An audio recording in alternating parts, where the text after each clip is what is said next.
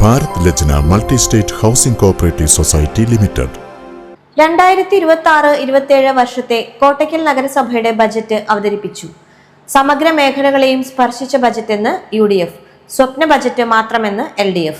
കോട്ടയ്ക്കൽ നഗരസഭ പുതിയ ഭരണസമിതിയുടെ ആദ്യ ബജറ്റ് ഉപാധ്യക്ഷ പാറോളി റംലയാണ് അവതരിപ്പിച്ചത്. 96,93,676 രൂപ വരവും 93,67,98,604 രൂപ ചിലവും പ്രതീക്ഷിക്കുന്നതാണ് ബജറ്റ്. സ്മാർട്ട് നഗരവികസനം, മാലിന്യ സംസ്കരണം, വയോജന സംരക്ഷണം, കൃഷി, ആരോഗ്യം, പ്രവാസി ക്ഷേമം തുടങ്ങിയ ഒട്ടേറെ മേഖലകൾക്കാണ് ബജറ്റിൽ ഊന്നൽ നൽകിയിരിക്കുന്നത്. എല്ലാ തലങ്ങളെയും സ്പർശിച്ച ബജറ്റെന്ന് UDF വിലയിരുത്തുമ്പോൾ ആവശ്യമായ തുക വകയിരുത്താതെയുള്ള സ്വപ്ന ബജറ്റാണെന്ന് LDF കുറ്റപ്പെടുത്തി.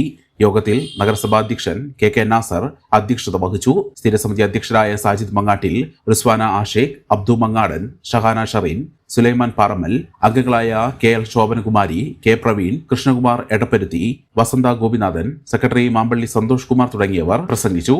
ആധുനിക രീതിയിലുള്ള വയോജന സൗഹൃദ കേന്ദ്രം, അത്ലറ്റിക്സ് അടക്കം ഉൾപ്പെടുത്തിയ സ്റ്റേഡിയം, ഹോട്ടലുകൾക്കും വിദ്യാലയങ്ങൾക്കും ഗ്രേഡിംഗ് സംവിധാനം, വീടുകളിൽ അക്വാപോണിക്സ് കൃഷി പ്രോത്സാഹനം, നഗരസഭയിൽ മിനി ജലപദ്ധതികളും പൈപ്പ് ലൈൻ പദ്ധതികളും ആവിഷ്കരിക്കൽ തുടങ്ങിയവയെല്ലാം ഈ ബജറ്റിന്റെ മികവുകളാണെന്ന് നഗരസഭാ അധ്യക്ഷൻ KK നാസർ പറഞ്ഞു.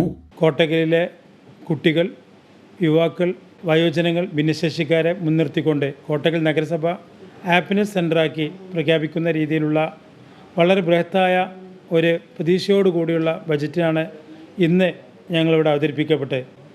കോട്ടയ്ക്കൽ നഗരസഭയിലുള്ള യുവാക്കളെ സംബന്ധിച്ചിടത്തോളം നമുക്കൊരു സ്റ്റേഡിയത്തിൻ്റെ പോരായ്മയുണ്ട്. അത് കണ്ടെത്തുന്നതിനാവശ്യമായുള്ള സ്ഥലം വാങ്ങലടക്കമുള്ളതിന് കോടിക്കണക്കിന് രൂപയാണ് ഈ പ്രാവശ്യത്തെ ബജറ്റിൽ വെച്ചിട്ടുള്ളത്. അതുപോലെ തന്നെ നമ്മുടെ രാജാസ് ഹൈസ്കൂളിനെ കേരളത്തിലെ ഏറ്റവും നല്ല സ്കൂളാക്കുന്നതിന് വേണ്ടിയിട്ട് കോടിക്കണക്കിന് രൂപയുടെ പദ്ധതി ഉണ്ടാക്കുന്നതിന് ഫണ്ട് മാറ്റിവെച്ചിട്ടുണ്ട്. GMEP സ്കൂളിനെ സ്മാർട്ട് സ്കൂളാക്കുന്നതിന് വേണ്ടിയിട്ടുള്ള ഫണ്ട് വെച്ചിട്ടുണ്ട്. അതുപോലെ വിദ്യാഭ്യാസ മേഖലകൾ എന്തെല്ലാം AI ടെക്നോളജി ഉപയോഗിച്ചുകൊണ്ടുള്ള പുതിയ വിദ്യാഭ്യാസ രീതിക്ക് ഞങ്ങൾ ആവിഷ്കരിക്കാൻ ആഗ്രഹിക്കുന്നു. അതുപോലെ ആരോഗ്യ മേഖലയിൽ നമ്മുടെ നഗരസഭയിലുള്ള മുഴുവൻ ഹെൽത്ത് സെൻ്ററുകളും സബ് സെൻ്ററുകൾ മുഴുവൻ നമ്മൾ സ്മാർട്ട് സബ് സെൻ്ററുകളൊക്കെ മാറ്റുന്നതിന് വേണ്ടി കോടിക്കണക്കിന് രൂപയുടെ പദ്ധതിക്ക് ഞങ്ങൾ ആവിഷ്കരിച്ചിട്ടുണ്ട്. കുടിവെള്ള പദ്ധതി വാട്ടർ അതോറിറ്റിയുടെ സഹായത്തോടു കൂടി, അമൃത് പദ്ധതിയുടെ സഹായത്തോടു കൂടി കേന്ദ്ര സംസ്ഥാന സഹകരണത്തോടു കൂടി മാത്രമേ അത് സമ്പൂർണ്ണമായിട്ട് പരിപാലിക്കാൻ പറ്റൂ. എന്നാലും നഗരസഭയുടെ ഫണ്ട് ഉപയോഗിച്ചുകൊണ്ട് ചെറുകിട കുടിവെള്ള പദ്ധതിക്ക് ഈ പ്രാവശ്യം പദ്ധതി വെച്ചിട്ടുണ്ട്. സംസ്ഥാന കേന്ദ്ര ഫണ്ട് ഉപയോഗിച്ചുകൊണ്ട് സമഗ്രമായിട്ടുള്ള ഒരു കുടിവെള്ള പദ്ധതി ആവിഷ്കരിക്കാൻ ഞങ്ങളെ ഈ പദ്ധതി തന്നെ ഞങ്ങൾ സ്ഥലം കണ്ടെത്തിയിട്ടുണ്ട്. അതുപോലെ തന്നെ കുട്ടികൾ, സ്ത്രീകൾക്ക് സുരക്ഷിതമായിട്ടുള്ള തൊഴിലിടങ്ങൾ കണ്ടെത്തുന്നതിനും ആവശ്യമായിട്ടുള്ള ഇത് ചെയ്യാൻ തീരുമാനിച്ചിട്ടുണ്ട്. പ്രവാസികളെ ചേർത്ത് പിടിക്കാൻ, പ്രവാസികൾക്ക് ആവശ്യമായിട്ടുള്ള ബിസിനസ് തുടങ്ങാൻ, അവർക്ക് ആവശ്യമായിട്ടുള്ള സഹായം ചെയ്യാൻ, സബ്സിഡി കൊടുക്കാൻ, പലിശ രഹിത ലോണുകൾക്ക് ലോൺ എടുത്തിട്ടുണ്ടെങ്കിൽ അവരെ പലിശ നഗരസഭ അടക്കുന്നതിന് വേണ്ടിയിട്ടുള്ള സംരംഭം തുടങ്ങുന്നതിന് ലോൺ എടുത്താൽ അതിന് പലിശ അടക്കുന്നതിന് ആവശ്യമായിട്ടുള്ള സഹകരിക്കാൻ നഗരസഭ തയ്യാറാണെന്നുള്ള രീതിയിലുള്ള പദ്ധതിക്ക് ഈ വാർഷിക പദ്ധതിയിൽ ഞങ്ങൾ ആവിഷ്കരിക്കാൻ താല്പര്യപ്പെടുന്നു. അതുപോലെ ഹോട്ടലുകളും സ്കൂളുകളും ശുചിത്വത്തിന് വേണ്ടിയിട്ടും ഗ്രേഡിംഗ് ചെയ്തുകൊണ്ട് A+ കിട്ടുന്ന ഹോട്ടലുകളെയും അതുപോലെ സ്കൂളുകൾക്കും സമ്മാനങ്ങളും സർട്ടിഫിക്കറ്റും നൽകുന്ന പദ്ധതിക്ക് ഈ നഗരസഭ ആവിഷ്കരിച്ചിട്ടുണ്ട്. കോട്ടയ്ക്കലെ ചങ്കുവെട്ടി എന്ന് പറഞ്ഞ് നമ്മളെ സംബന്ധിച്ചിടത്തോളം മലപ്പുറം ജില്ലയുടെ ഗേറ്റാണ്. അവിടെ ആയിരക്കണക്കിന് യാത്രക്കാരാണ് ദിവസം കടന്നു പോകുന്നത്.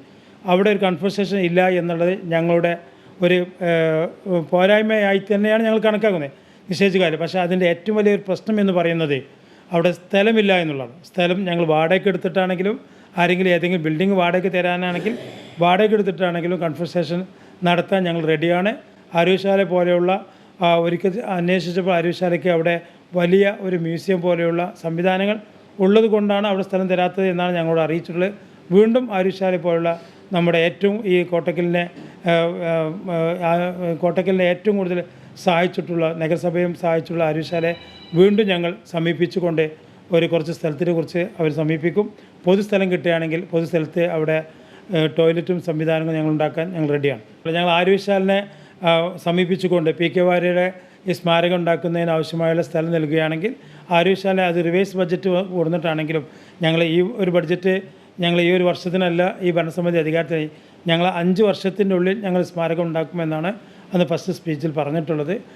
ഞങ്ങൾ ഇപ്പോഴും പറയുന്നു, സ്ഥലം കിട്ടുകയാണെങ്കിൽ ആര്യശാലയുമായി സഹകരിച്ചുകൊണ്ട് ഒരു വളരെ വലിയ ഒരു സ്മാരകം തന്നെ നമുക്ക് അദ്ദേഹത്തിൻ്റെ പേരിനും പ്രസക്തിക്കും കോട്ടയ്ക്കൽ ആര്യശാലയുടെ പേരും പ്രസക്തിക്കും അനുയോജ്യമായിട്ടുള്ള ഒരു സ്മാരകം ഉണ്ടാക്കണമെന്ന് ഞങ്ങൾ ആഗ്രഹിക്കുന്നുണ്ട്. PK വാര്യക്ക് ബസ് സ്റ്റാൻഡിൻ്റെ മുകളിൽ പേരിട്ട് അതിനേക്കാളും വലിയ ഒരു സംവിധാനം നമുക്ക് എന്ത് ചെയ്യാൻ പറ്റും എന്നുള്ളതിനെക്കുറിച്ചാണ് ഞങ്ങൾ ആലോചിക്കുന്നത്.